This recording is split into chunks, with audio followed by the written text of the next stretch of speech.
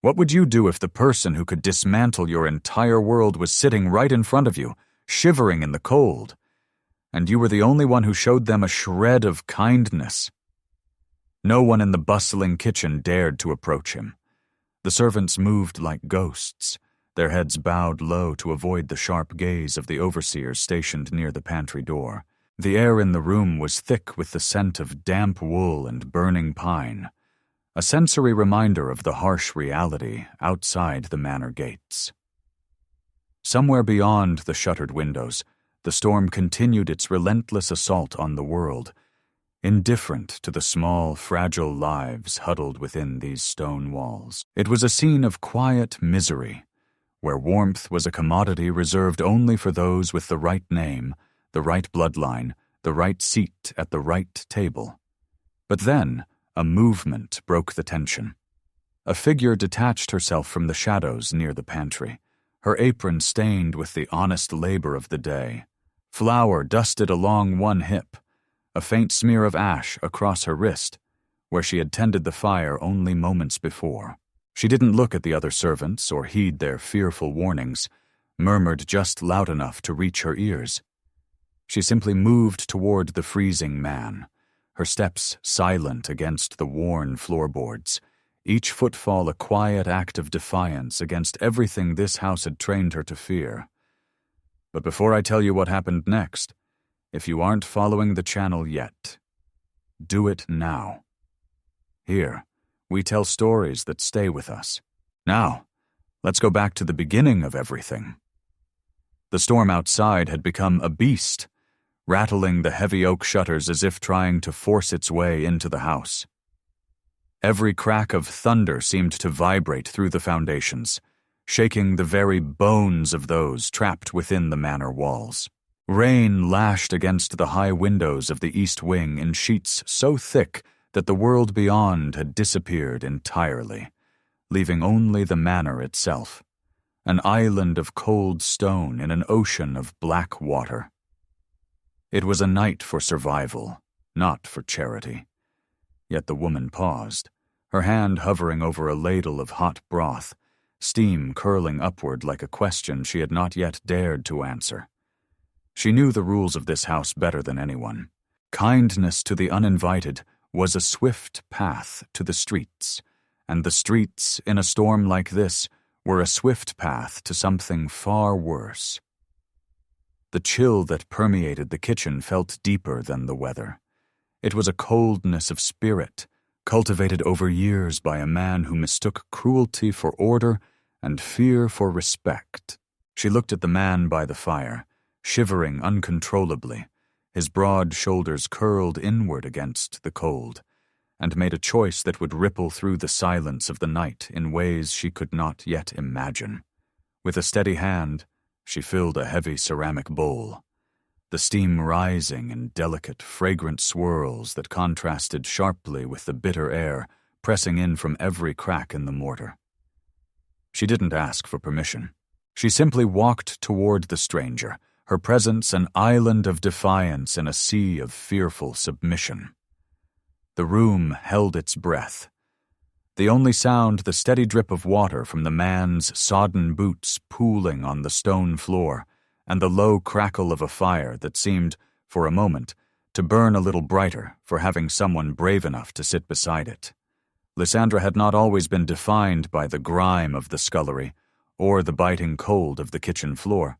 Years ago, before the world had rearranged itself around her like furniture in a house she no longer recognized, she had known the weight of books in her hands and the sound of laughter echoing through a home that valued the warmth of the hearth far more than the prestige of its guests. She remembered the scent of lavender on her mother's hands as she braided her hair each morning, and the way the early light touched the garden paths in late spring, turning dew into scattered diamonds across the grass. She remembered her father's study, the smell of old parchment and ink, the way he would let her sit beside him while he read, asking her questions just to hear how she reasoned through them. She remembered feast days that were not measured by the fear of a master's temper, but by the joy of a full table and open doors, None of that mattered now. None of it could be spoken aloud. Not here, not in a house where a woman's worth was measured by how quietly she could disappear into her work. Circumstance, cruel and swift, had stripped away the comforts of her youth, leaving her with nothing but the remnants of a name she now kept hidden beneath layers of coarse linen and careful silence. A debt her father could not have foreseen. A fire that took more than a roof. A series of losses so rapid and so total that by the time she understood what was happening, she was already someone else. A woman without a family name, without a dowry, without the protection that had once made her untouchable. She carried those memories not as a burden, but as a silent anchor, a reminder that human dignity wasn't something that could be taken by an employer or a title, no matter how loudly that title insisted otherwise. That history was her secret, the unseen armor she wore every single day beneath her coarse apron, invisible to everyone who looked at her and saw only a servant, only a pair of hands meant for scrubbing and carrying and disappearing. Tonight, that past felt closer than ever, triggered by the desperate look in the eyes of the man huddled before the fire, a look she recognized because she had worn it herself once, in the early days after everything had been taken from her. She saw not a beggar, but a human soul in need of grace, a concept she had practiced quietly in the corners of her life for as long as she could remember, long after the world had stopped expecting her to practice anything at all. She was the architect of her own resilience, a woman who understood that true character was forged in the moments when no one else was watching, and, perhaps more dangerously, in the moments when everyone was. The manor was a fortress of rigid expectations, where every footstep had to be measured, and every word carefully weighed against the displeasure of the master. Stone walls, cold to the touch even in the height of summer, seemed to absorb the vitality of those who labored within them, drawing warmth from the living the way old wells draw water from the earth. The repetitive sounds of scrubbing and sweeping were the only music the servants knew, a hollow soundtrack to days that felt longer than they truly were, each hour bleeding into the next without distinction. Lysandra felt the oppressive atmosphere daily. It was a physical weight that pressed down on her shoulders, demanding constant vigilance. She worked with a quiet efficiency that left no room for error, her movements precise and graceful even in the face of exhaustion that settled into her bones by the end of each long shift. The kitchen was her domain, a space she kept meticulously clean, despite the lack of proper supplies, turning sparse, sometimes spoiled ingredients into meals that belied the manor's austerity, a small private rebellion no one ever noticed or thanked her for. It was a life of invisibility, where the people who kept the house functioning were treated as little more than a part of the furniture, useful only insofar as they remained unseen and unheard. She had learned to navigate this world by observing the patterns of cruelty, who was targeted on which days, whose temper ran shortest before supper, which servants had already been broken, and which still had something left to lose. She ensured her own light remained unextinguished by the surrounding gloom, tending to it in private, the way one tends a candle in a windstorm, cupping her hands around it so no one could see it flicker. The fire in the hearth was often the only thing that kept her connected to the living, breathing world beyond these impenetrable walls. She would stand before it in the rare, quiet moments between tasks, letting the heat remind her that somewhere, beyond the gates, spring still came every year. Storms still passed, and people still laughed without fear of being overheard. A heavy silence fell upon the manor when the master's decree was announced, a harsh set of new rules designed to tighten the grip of control over every soul inside. The order dictated that no servant was to provide aid, food, or comfort to any traveler who arrived without a formal invitation from the estate, under penalty of immediate dismissal without wages or reference. It was a mandate born of paranoia, intended to isolate the manor from the shifting politics of the world beyond the gates. For Lord Malakor had grown increasingly convinced, in recent months, that the world was closing in on him, that eyes he could not see were watching his every transaction. He was not entirely wrong. The servants whispered in the dark corners of the pantry, their voices trembling with the fear of discovery and the burden of such inhumanity. What if someone collapsed at the gate in a storm like this one? What if a child, lost and freezing, knocked at the door and found it locked against them by decree? Lysandra listened, her face a mask of careful neutrality, while her mind raced to understand the implications of such a cold-blooded command. It was more than a rule. It was a test of moral endurance, a direct challenge to the humanity of every person under the master's roof. The decree turned the manor into a cage, where the price of survival was the abandonment of one's own conscience. Lysandra felt the shift in the air.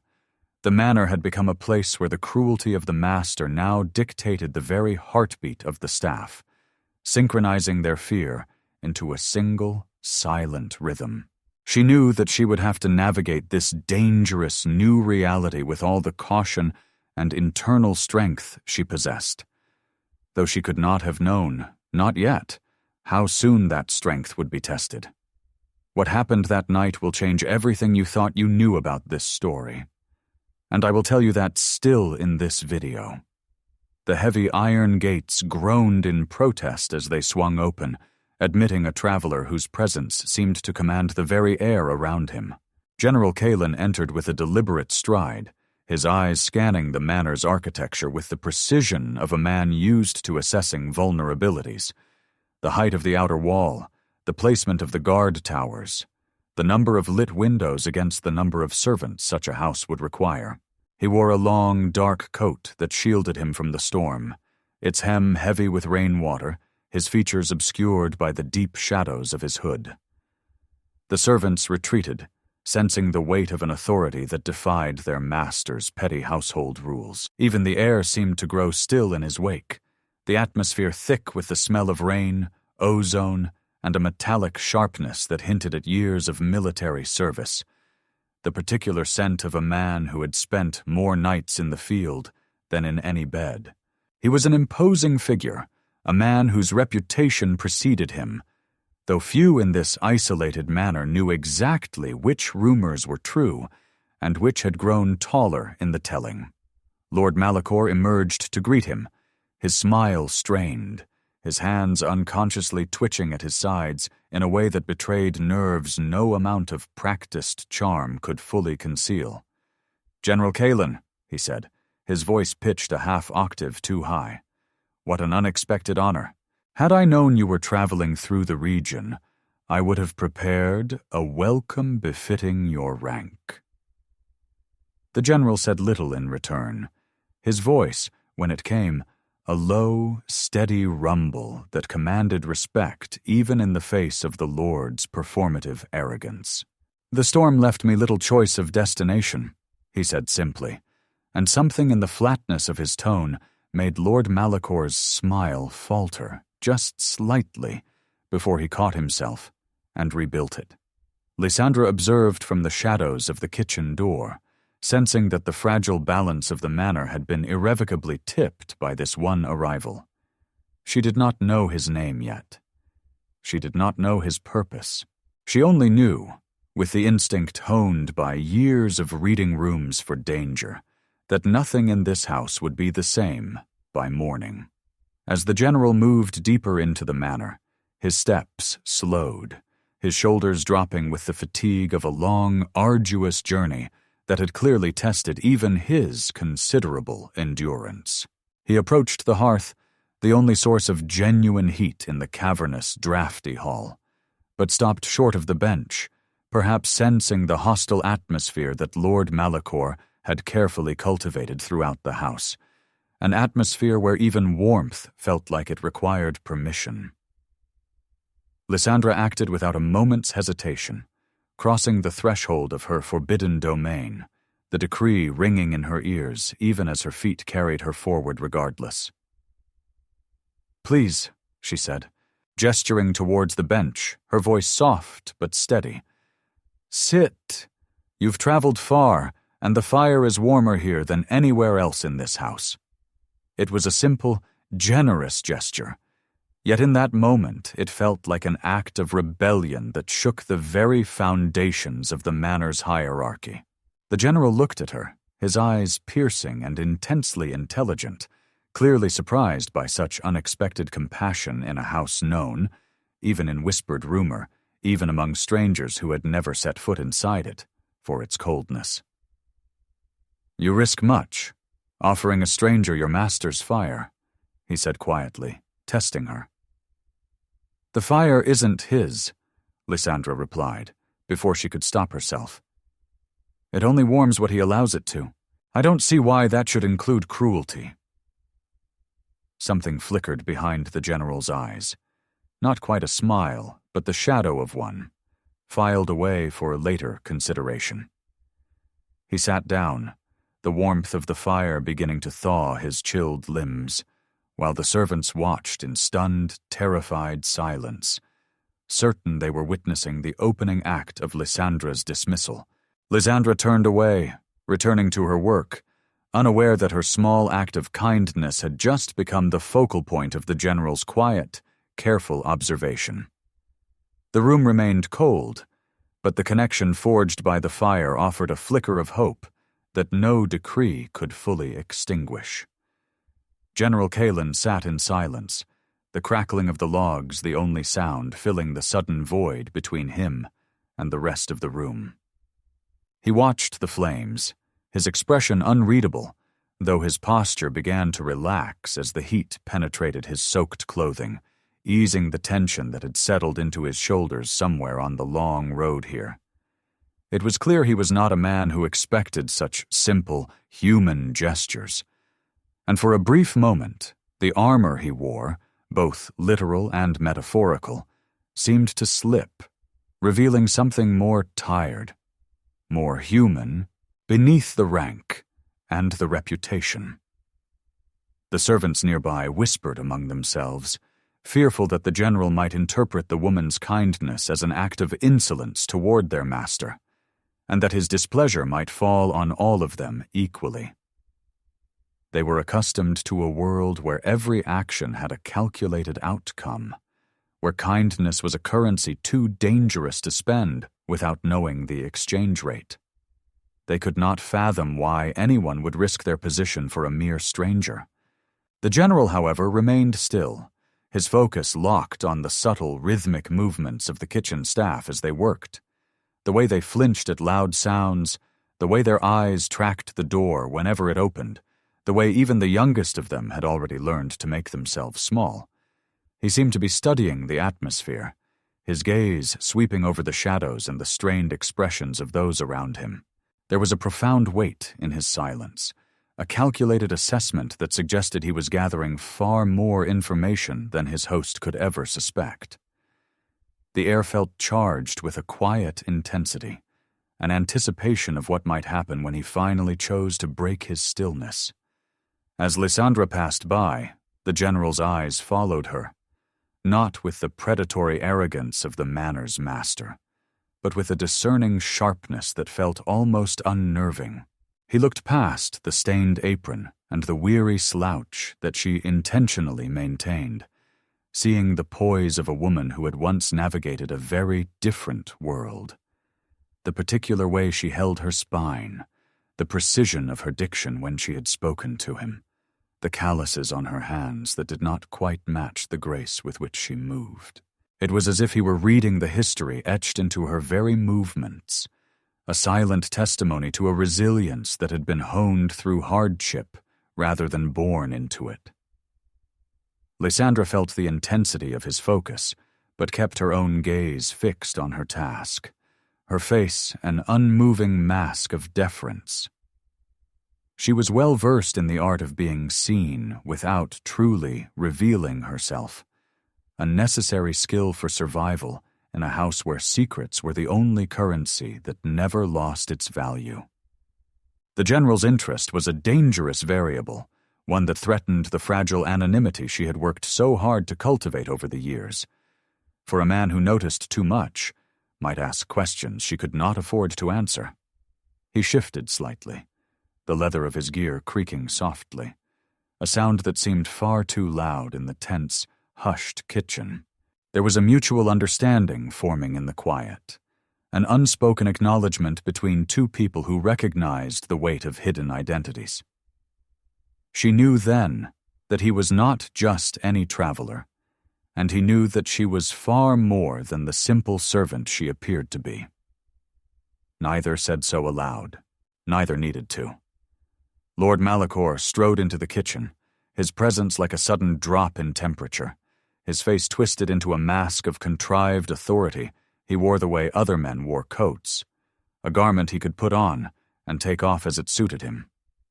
He spotted the general sitting by the hearth and immediately let out a sharp, dismissive laugh, gesturing toward Lysandra with a flick of his hand, as though she were an object left carelessly out of place.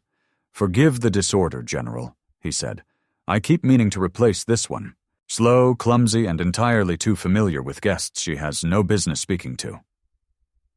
He began to lecture the general on the necessity of keeping the help in their place, his voice dripping with a condescending tone that made the servants wince and lower their eyes further, as if trying to become invisible enough to escape the blast radius of his temper.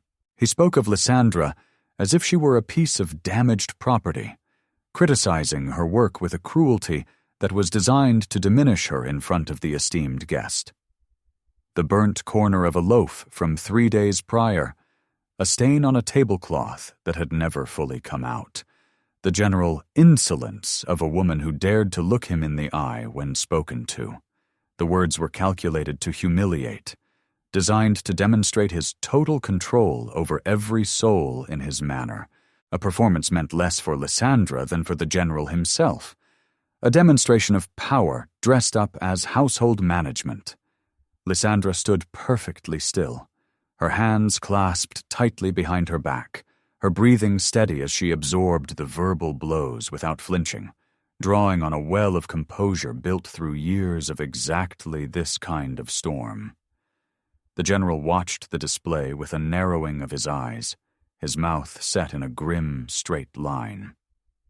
The contrast between the Lord's performative power and the quiet dignity of the woman he was demeaning was striking, almost theatrical in its clarity, as if the room itself were staging an argument for him to judge. It was a moment of stark revelation, exposing the inner emptiness of the master through the sheer malice he found pleasure in inflicting upon his own staff. And if you are enjoying this journey, make sure to follow the channel for more powerful stories like this one. Ignoring the Lord's attempt to pull him into the grand, opulent drawing room, the general stood up and firmly declared his preference for the warmth of the kitchen. He argued that the fire here was superior, and that he found the bustling, honest energy of the kitchen far more refreshing than the sterile, hollow pretension of the manor's main hall. A hall, he noted dryly, that seemed to have far more gold leaf than genuine warmth. The Lord's smile faltered, his eyes flashing with a mix of confusion and irritation at being so openly rebuffed in front of his own staff. "Surely, General, you'd be more comfortable?" "I am comfortable here," the general said, in a tone that closed the matter entirely. This was an unprecedented move, one that threw Lord Malakor's carefully orchestrated plan into total disarray. The kitchen was meant to be a place of labor, not a space for the general to observe the inner workings of his household. And Lord Malakor, for all his bluster, understood on some instinctive level that he had just lost control of the evening's script. He tried to insist, his tone becoming increasingly demanding, but the general simply held up a hand, effectively ending the debate with the quiet authority of a man who commanded legions and had no patience left for men who commanded only fear. The general retook his seat, a subtle challenge written in the set of his jaw, and the relaxed yet alert posture he adopted. The kitchen staff could feel the shift in the room's power dynamic, a palpable change that seemed to promise a long, unpredictable night. Lysandra continued her work, though her awareness of the general and the danger he now posed to the manor's secrets sharpened with every passing minute. Lysandra had no way of knowing that the man she had offered broth to was the very person who had been assigned to investigate the rumors of corruption surrounding this specific estate. He was not merely a guest, he was the final arbiter of justice for the region, a figure whose reports could dismantle the entire foundation of Lord Malakor's illicit operations. Operations that stretched from falsified tax ledgers to trade agreements struck in violation of the Crown's own laws, operations that had funded the very fire she'd just offered a stranger the warmth of. She saw him only as a man in need of warmth, never suspecting that his presence would be the catalyst for the unraveling of her own precarious existence, for better or for worse. The irony was not lost on the surrounding shadows, which seemed to lengthen as the evening wore on, concealing the true stakes of this encounter from everyone except the two people who had, in their own quiet ways, already begun to understand them. Had she known his true purpose, she might have acted with more caution, perhaps even fear, but her nature was rooted in an unwavering commitment to the basic tenets of kindness, one that did not pause to calculate risk before offering comfort to someone who needed it. She was operating on a level of morality that the Lord could not conceive of, let alone respect, because to him, every gesture was a transaction, and he could not imagine one made without an angle. The general, meanwhile, was carefully noting every instance of mistreatment, every subtle act of cruelty that the Lord inflicted upon those who served him. He was building a case, not just of financial impropriety, but of the moral rot that had infested the manor from the inside out, spreading from the master's temper down through every relationship in the house like poison through a well. The pieces of the puzzle were falling into place, and Lysandra, in her simple act of charity, had unknowingly handed him the most important clue of all, proof that even in a house this corrupted, humanity had not been entirely extinguished. There is a detail that no one noticed at that moment. You will understand when we reach the most important part. The kitchen provided a perfect vantage point for the general to observe the manor's true nature, far away from the polished performances of the upper rooms, where every surface had been arranged to project an image of respectability that did not survive contact with the servants' quarters. He watched as Senior, Thorne, the mordant, weary butler, was forced to carry out demeaning tasks that served no purpose other than to satisfy the Lord's ego, polishing silver that had already been polished, rearranging furniture for no reason beyond the Lord's momentary whim, standing in the rain to hold an umbrella over a doorway no one was using. It was a systematic exercise in degradation, where the power of the master was constantly reinforced by the suffering of the servants, a daily ritual so ingrained that most of the staff no longer even registered it as unusual. He noticed how the other overseers followed the Lord's example, their own cruelty a desperate attempt to curry favor and avoid becoming the next target.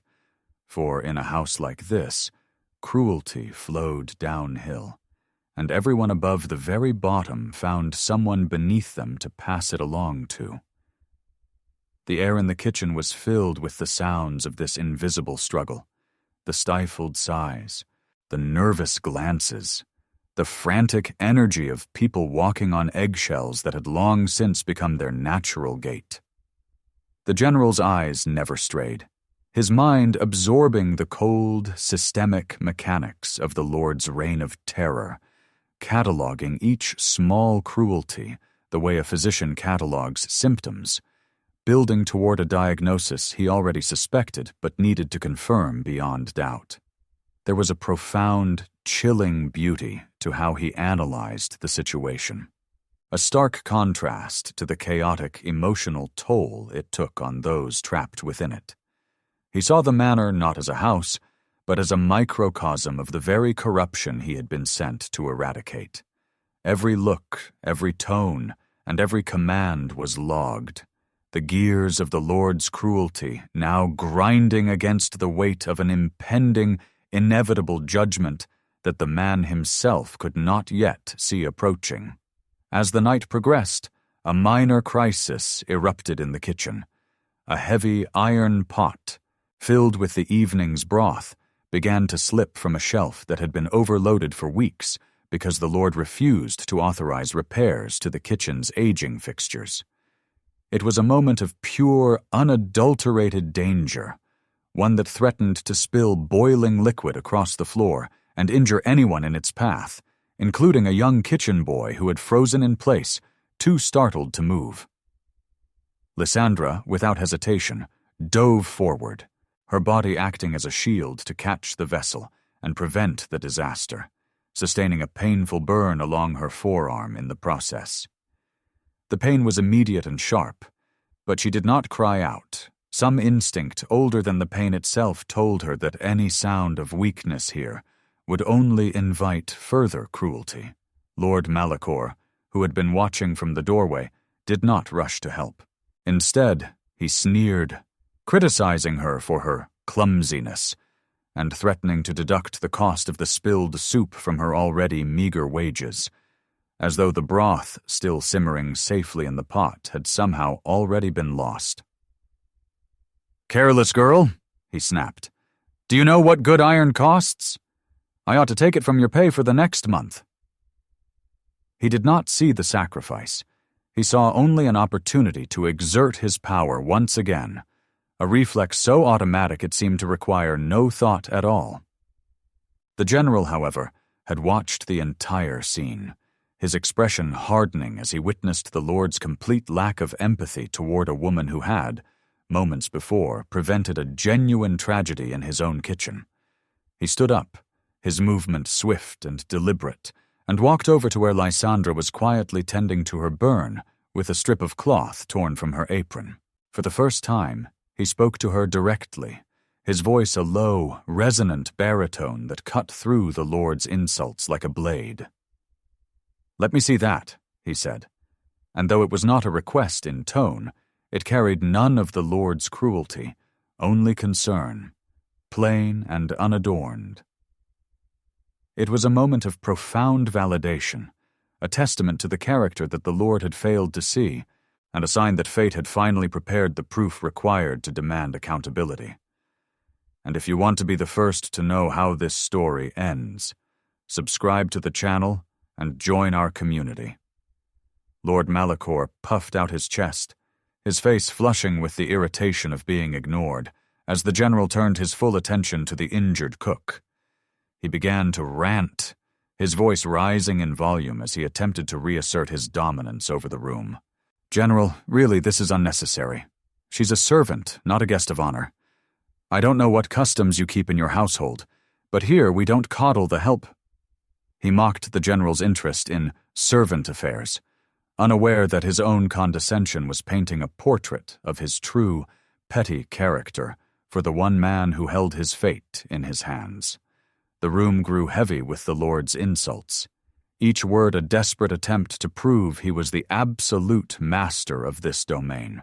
He paced in front of the general, his movements sharp and frantic, a stark contrast to the calm, immovable presence of his guest.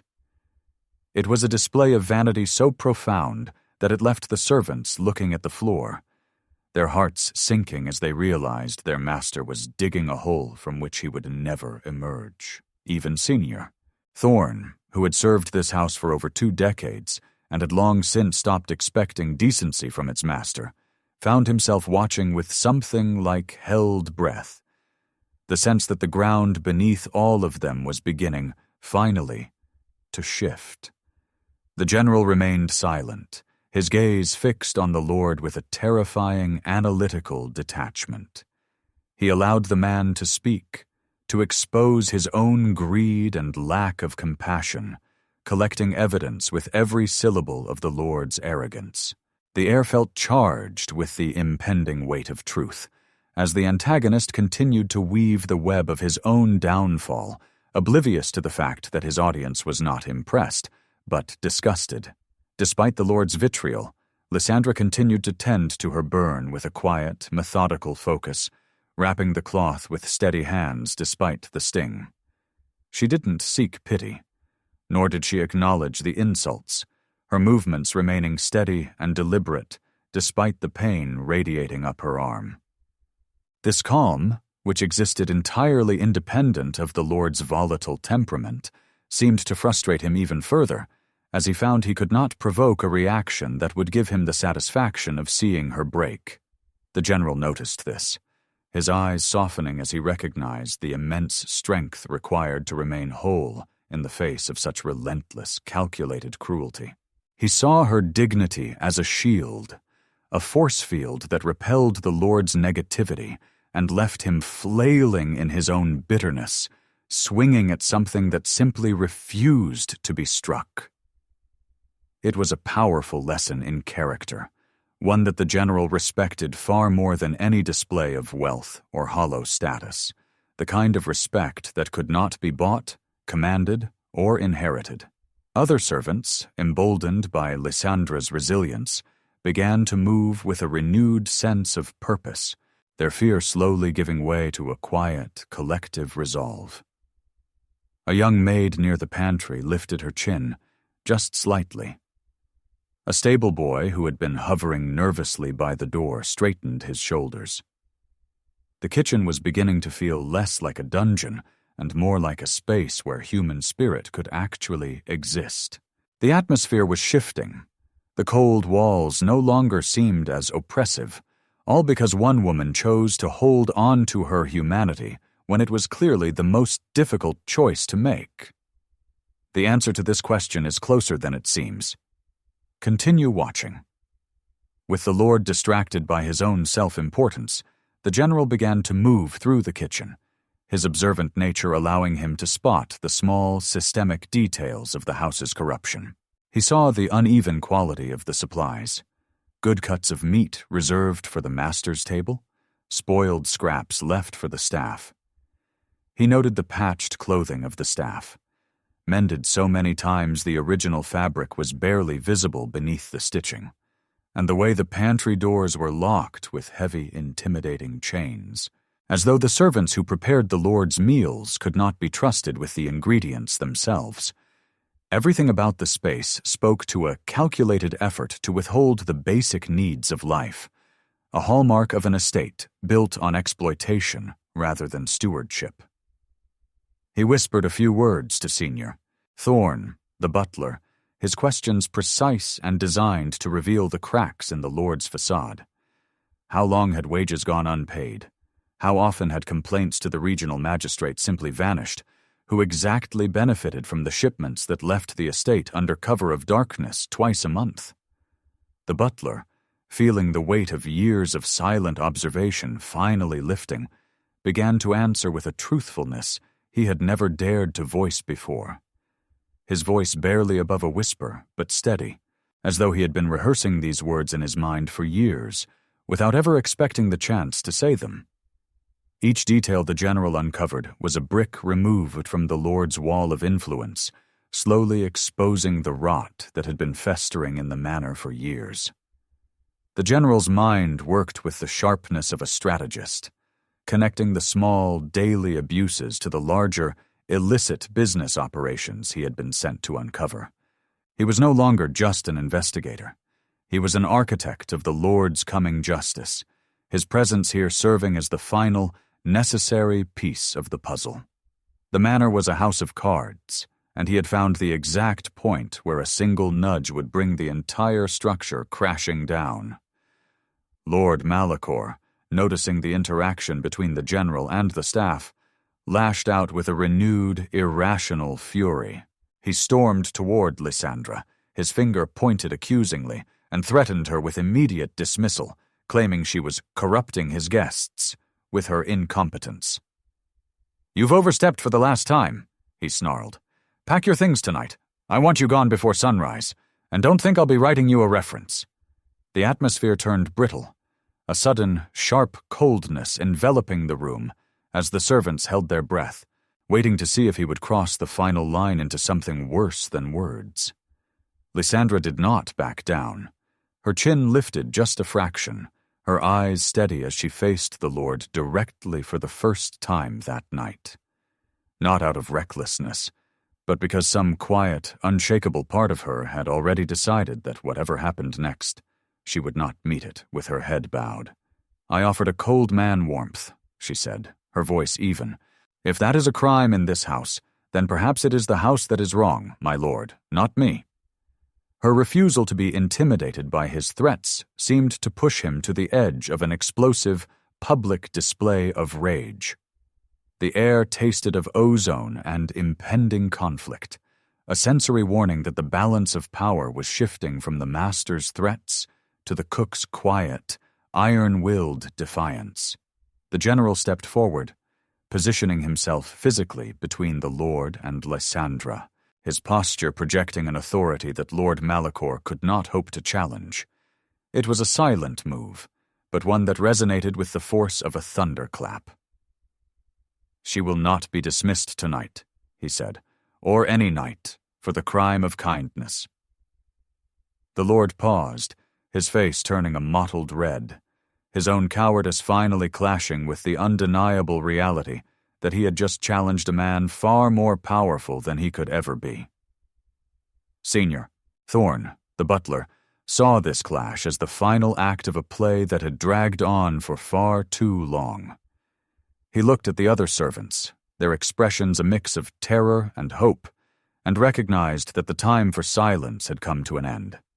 He stepped forward, his voice low but audible, and provided a single damning piece of information regarding the Lord's recent business dealings.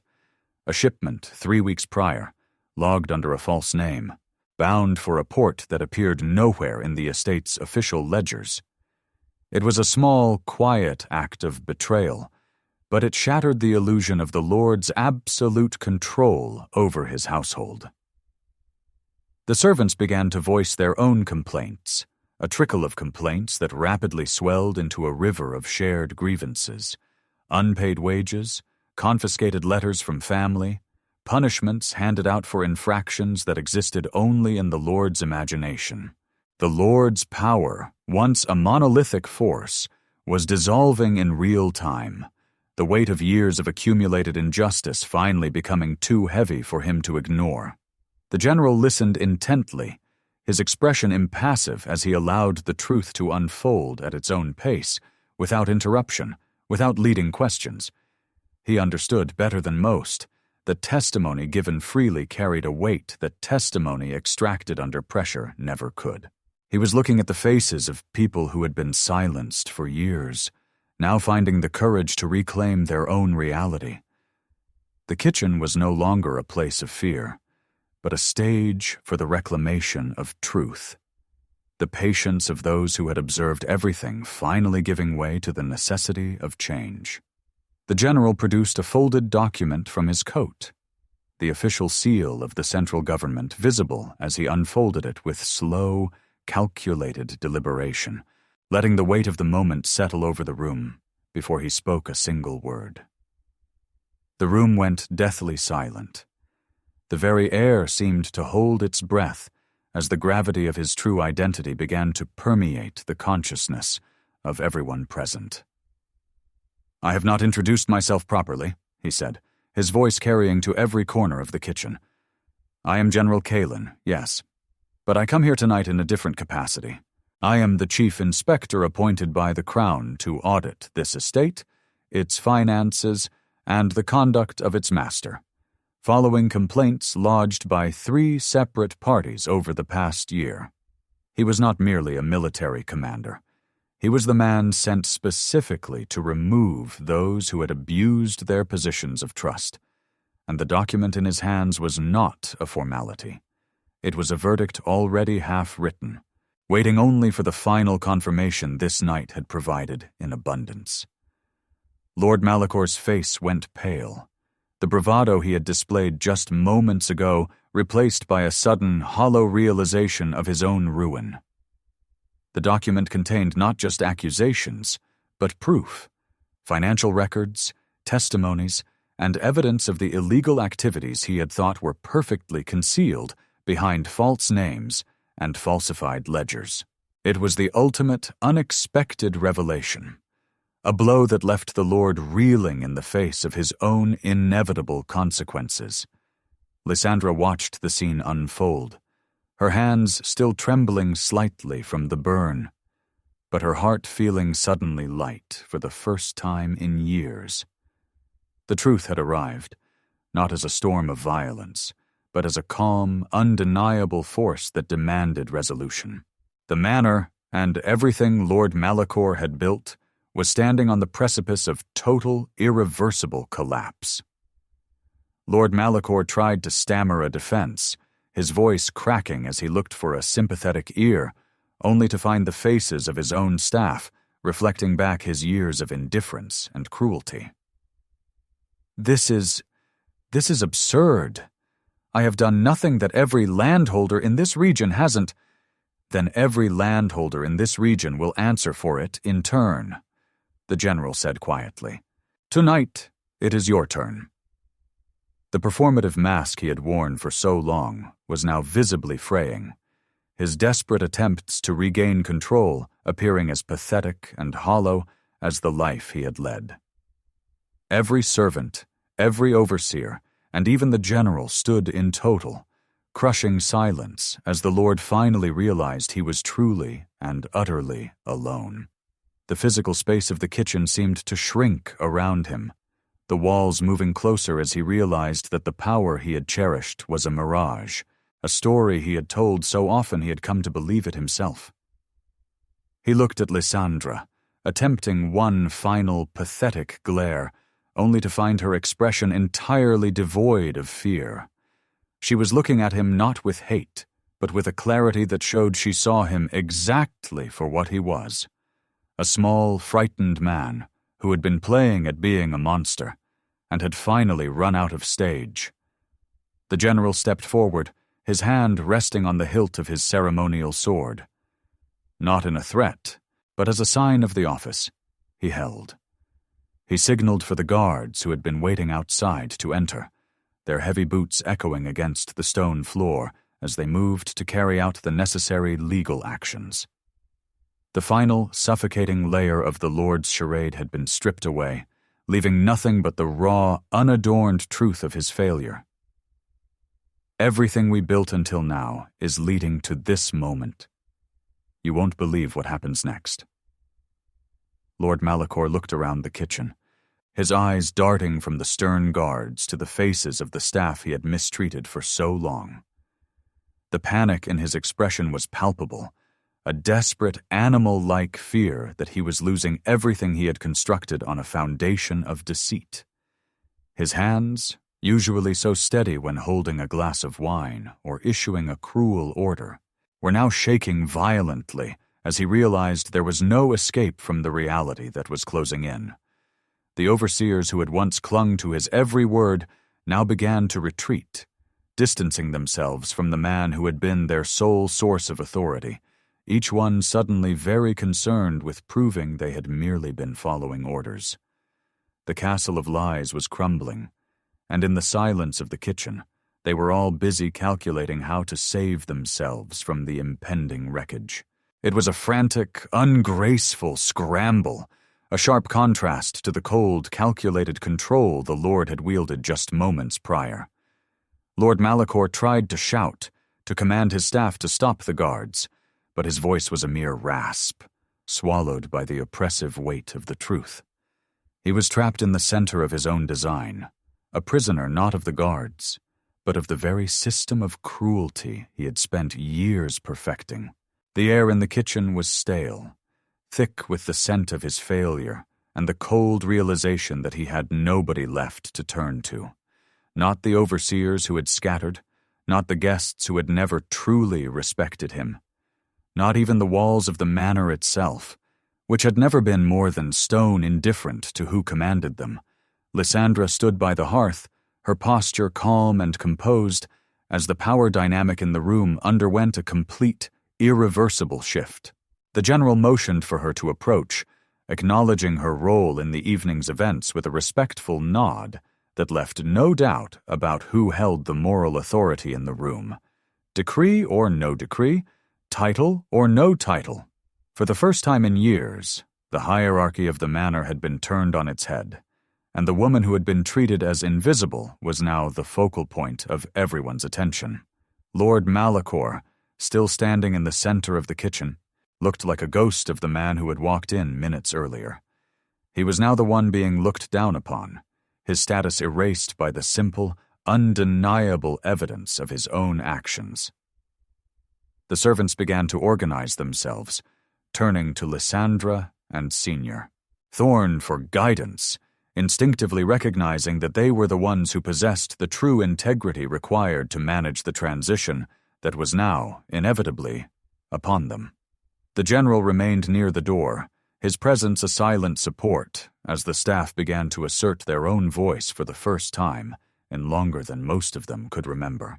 There was a strange, poetic justice to the sight. The despised cook now standing in a position of command, her dignity shining through the grime of the kitchen like something that had simply been waiting, patiently, for permission to be seen. The air felt lighter, the oppressive tension replaced by a nascent, cautious hope that was beginning to blossom among those who had lived in shadows for so long they had nearly forgotten what light felt like. The general did not need to draw his weapon to carry out the necessary retribution.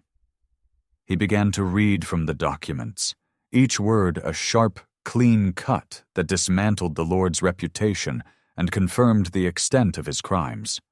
Falsified tax filings spanning 6 years, wages withheld from no fewer than 11 servants, an illegal trade route used to smuggle goods past the Crown's tariffs, and a pattern of intimidation against tenants who dared to complain to regional authorities. It was a clinical, devastating process where the weight of the law was channeled through the general's calm, authoritative voice, making any argument from Lord Malakor feel completely irrelevant. The room was filled with the sound of the general's reading, the rhythmic, steady tone a sharp contrast to the chaotic, panicky breathing of the deposed lord. Justice, in this instance, wasn't found in the violence of the sword, but in the cold, unyielding power of the truth.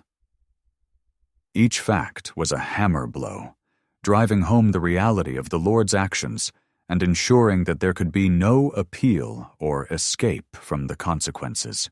Lord Malakor sagged, his energy visibly depleting with every sentence that was read into the record, until he seemed almost smaller than the men standing guard around him. He was defeated by the very system he had thought he could exploit. His words, deeds, and even his secrets now exposed for all to hear. Lysandra listened, her mind finally finding peace, knowing that the injustice she had silently endured was finally being addressed in the light of day. She had not sought this reckoning. She had only offered a stranger a bowl of broth on a cold night. But sometimes, she thought, that was exactly how justice arrived, quietly, humbly, wearing the shape of an ordinary kindness until the moment it was needed most. The general stepped toward Lysandra once more, this time with an expression of profound, quiet respect. He acknowledged not just her act of charity, but the immense, hidden strength of character she had demonstrated throughout the duration of his stay in the manor. In front of the remaining servants and the guards, he formally recognized her for who she truly was, a person of exceptional moral fiber, whose presence had been the only truly virtuous thing in that house. "In all my years serving the Crown," he said, his voice carrying easily in the newly quiet kitchen, "I have walked through grand halls filled with men who mistake gold for goodness. I have rarely met anyone with the courage you showed tonight, to offer warmth to a stranger, knowing it might cost you everything, simply because it was the right thing to do. The servants looked at Lysandra with new eyes, their previous fear replaced by a mixture of wonder and gratitude. They had all been blind to the depth of her character, focusing only on the role she filled rather than the person she was. A mistake, Senior, Thorne thought quietly, that this house had made about nearly everyone who worked within its walls. The recognition was not just about the General's validation, it was about the collective acknowledgement of the people who had lived alongside her and failed to truly see her until this very night. Lysandra felt the weight of that acknowledgement, her eyes filling with the first genuine emotion she had permitted herself to feel in years. It was a moment of profound human connection, a recognition of the inherent worth that no amount of mistreatment could ever truly diminish. The room felt warmer, the very air seemingly clearer, as the truth of who she was finally became the dominant reality for everyone present. When the room had quieted, the General shared why he had chosen to linger in the kitchen rather than retreat to the comfort of the manor's main hall. He explained that a house's character is not found in its grand entrance, its polished silver, or the wine poured for its guests, but in the quiet, often ignored spaces where those who labor reside. The spaces no one dresses up for visitors, because no one expects a visitor of consequence to look. "I have audited a dozen estates this year alone," he said. "Most masters show me their finest rooms and their most obedient staff, and I learn nothing from either. But a kitchen doesn't lie. A kitchen shows you exactly what a house has decided its people are worth." He had seen many manors, but none where the contrast between the master's arrogance and the staff's dignity was so stark, and he had hoped, walking through that gate in the storm, to find at least one person who would break the cycle rather than simply survive within it. He spoke, more quietly now, of his own history, a brief, poignant reflection on why he valued humanity over hierarchy, and why he felt it was his duty to look beneath the surface of every house he entered. He mentioned, without dwelling on it, a kitchen much like this one, in a house much like this one, where he had grown up watching his own mother serve a master who never once learned her name. The General's words provided a human context to his otherwise cold, official mission, showing that he was not just an enforcer of the law, but a person who cared deeply about the moral health of the world he had been entrusted to protect. "I had been looking for a reason to have faith in this manor," he admitted, "and I found it in a cook who chose mercy over her own personal security, on a night when mercy could have cost her everything." The servants were moved by his admission, realizing that their own small choices had been observed and understood by a man of such stature that nothing they did, however small, had gone entirely unwitnessed.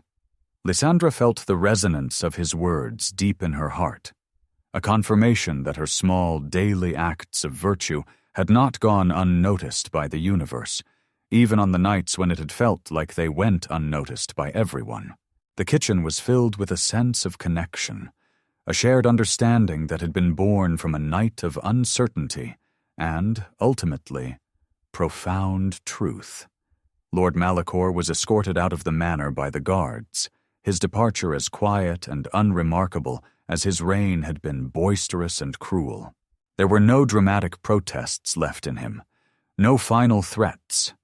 Only the shuffling steps of a man who had spent his life believing power was permanent, learning in a single night exactly how wrong he had been.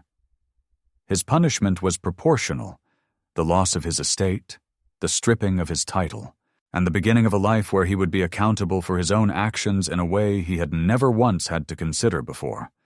There was no need for excessive cruelty. The loss of the power he so desperately craved was, in itself, the most fitting end to his charade. The manor felt immediately transformed the moment the gates closed behind him, the cold stone no longer radiating the same oppressive energy it had held for as long as anyone in that kitchen could remember. The illusions that had defined the house for years, the master's absolute power, the servants' total helplessness, had vanished with the departure of the one person who had fought to keep them alive. The staff were finally free to exist as individuals, their futures now entirely in their own hands for the first time in their working lives. Some spoke of finding family they had lost touch with. Some spoke, quietly, of simply staying, now that the house might finally belong to people who deserved to call it home. Lysandra watched the shadows recede from the kitchen, the scent of the evening's storm replaced by the crisp, clean air of a new beginning, the first light of dawn beginning to creep along the edges of the shuttered windows. She stood in the center of the room, her apron discarded on the bench, her spirit fully awakened to the reality of the life she was now free to pursue. The Lord's departure was not just the end of an era. It was the final, necessary act in the restoration of order, morality, and true justice to the estate. An estate that would, in the weeks to come, be handed over to a steward appointed by the crown until its future could be properly decided, this time with the voices of its staff included in that decision. As the first light of dawn touched the manor walls, Lysandra stood by the kitchen door, watching the world begin to wake up in a place that finally felt like it belonged to the people who kept it alive. The storm had passed sometime in the small hours, leaving behind a sky washed clean and pale, the kind of morning that seemed to promise something new simply by existing. She had faced the darkest parts of the manor and emerged with her integrity not just intact, but stronger than ever, tempered rather than broken by everything the night had asked of her. Her reward was not wealth or recognition, though both, in their own quiet ways, had found her regardless. It was the freedom to be exactly who she had always been, a woman whose value was defined by her actions, not by the circumstances she was forced to endure. Sainter Thorne approached her as the other servants began to stir, offering a rare, genuine smile. "I've served this house for 22 years, he said. "I don't think I've ever seen a morning like this one." "Nor have I," Lysandra admitted, and found, to her own quiet surprise, that she meant it hopefully rather than warily, a feeling she had not allowed herself in a very long time. The general, before leaving to continue his duties elsewhere in the region, sought Lysandra out one final time. He found her by the kitchen door, watching the sunrise, and stood beside her for a moment before speaking. "I meant what I said last night," he told her. "I don't often find people of your character in houses like this one, or in any house, if I'm honest. I would be glad to offer you a position in my own household, if you'd consider it. Not as a servant hidden away in a kitchen, but as someone whose judgment I've come to trust in the span of a single evening, which is more than I can say for men I've known for years." She turned to look at him, weighing the offer with the same careful consideration she brought to everything in her life. It was not wealth that moved her, nor the prestige of serving a man of his rank. It was the simple, novel sensation of being seen, truly seen, and offered a place not despite her history, but because of the character that history had shaped.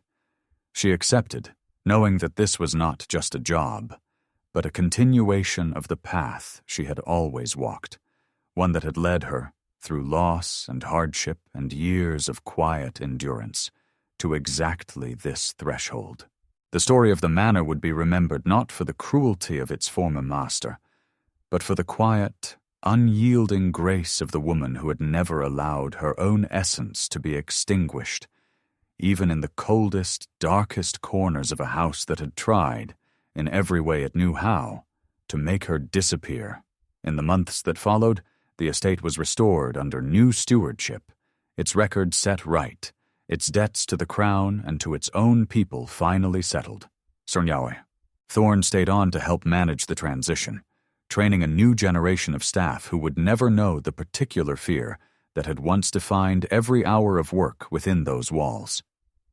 The young kitchen boy who had frozen beside the falling pot grew steadier over time, and would later tell the story, when he was old enough to tell stories of his own.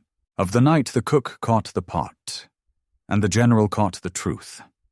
Lysandra took her place in the general's household, not as a servant hidden in the shadows, but as someone whose counsel was sought and valued, whose history, once she chose slowly to share pieces of it, was met with respect rather than pity. She never forgot the manor, nor the kitchen where she had spent so many cold, invisible years. She kept, in a small chest beside her bed, a single item from that time. The ceramic bowl she had filled with broth on the night the storm brought a stranger to her fire, a reminder that even the smallest act of grace, offered without expectation of return, could change the shape of an entire life. Because the world does not reward those who shout the loudest, it rewards those who, even in the deepest silence, never stopped being who they truly were. If you liked this story, subscribe to the channel and turn on notifications so you don't miss our next videos. And tell me in the comments, have you ever found yourself in a situation where you needed more courage than you thought you had?